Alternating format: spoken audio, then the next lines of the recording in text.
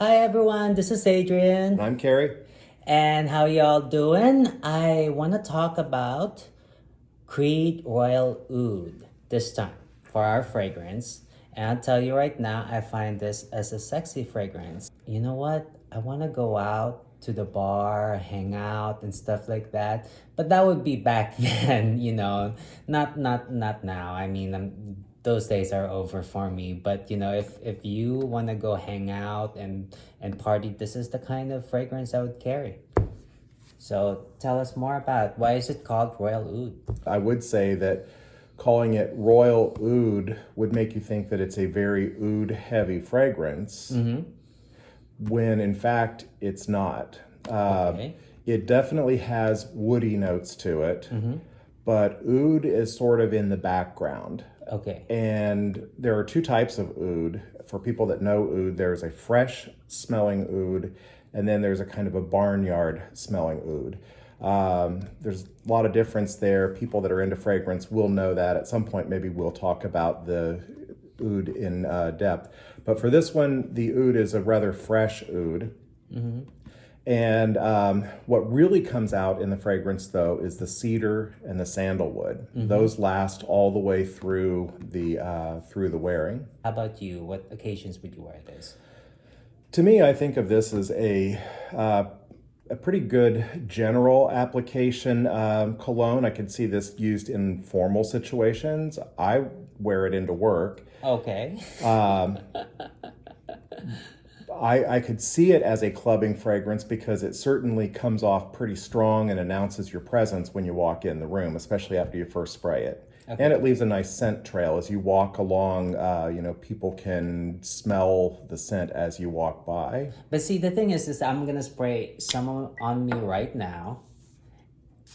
And the thing about this is I try not to smell it the first time because it smells like an ashtray to me at the beginning. It's just that I have some here that I sprayed much earlier and it smells much nicer. I actually appreciate it afterwards, but not the beginning. Some perfumes, they smell much better in the beginning, but this one isn't.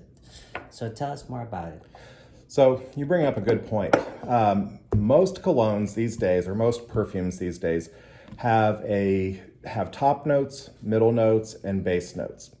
Top notes are what you notice in the first spray or two, and they go away, they fade away in anywhere from 15-20 minutes to an hour or so. The fruitier the notes are, usually the quicker they fade off. For this one, the top notes are lemon, bergamot, and pink pepper. So it's an interesting combination there. If you think about pepper when you smell it, it sort of has an ashtray I've never smell. eaten pink pepper before. And I've even first time ever heard of pink pepper. I mean, do they really look pink? Yeah, they're just little peppercorns that are pink instead of black. Oh, okay. But it still smells like pepper. So when you, if you would think of like if you open up a thing of pepper and you have that peppery smell, but you also, somebody had just squeezed a lemon near you. Imagine those two together, and it does kind of have a sort of a ashtray smell. Yeah, yeah, it does. Fortunately for most people around you, the lemon and bergamot evaporate away in about 15 or 20 minutes. So you're left with the spicy notes of the pink pepper, and then the nice, rich, woody notes of the cedar, sandalwood, and musk. And the musk, it basically helps to kind of soften up the scent of the wood so it doesn't smell like you're just smelling chopped wood. So if I were gonna say the star note in this, it would be cedar. Cedar. Yeah, cedar. So yeah, if you're a fan of cedar, definitely this one. Right. Yeah, if Creed was ever going to rename this, they should rename it Royal Cedar. When I first saw this, I was like, oh, Creed. Creed sounded like that movie that recently came out. And for me, it's like, oh, is that a recent scent? And I thought that, hey, it's just a new thing. But turns out the company itself has been around for over 100 years. Yeah. So tell us more about it. They're a European company that supposedly were perfumers to royalty in France and in England. what the validity of those claims are, it's hard to tell. There's not really records of that.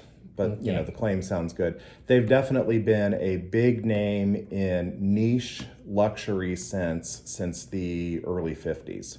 Okay, so that's why I've never heard of it, because it's not something that you would just like go run across in Macy's, or does. You might find it in Macy's, but you would definitely be more likely to find it in really high-end stores like Nordstrom's. Oh, okay. Is it just the brand is expensive or the ingredients are expensive? Nobody knows that because they don't really publish what exactly they put in it. They talk about what you smell, Okay. but who knows what's actually in it. Okay. In all likelihood, it probably doesn't cost a whole lot more to make this than it does something else that sells for $50.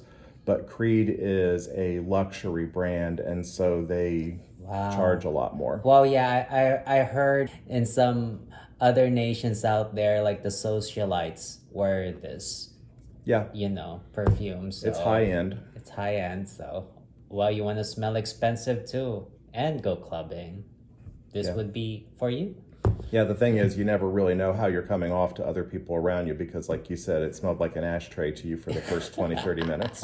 Yeah, so it's like okay, you're gonna be bold enough to announce yourself to everyone by spraying this before coming into the room. Yeah, everybody's gonna notice, and there's gonna be someone who's gonna gag. I'm not kidding. Yeah.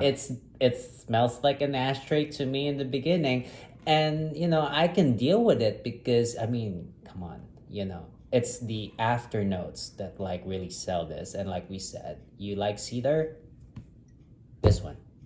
Yep. Anyway, thank you guys.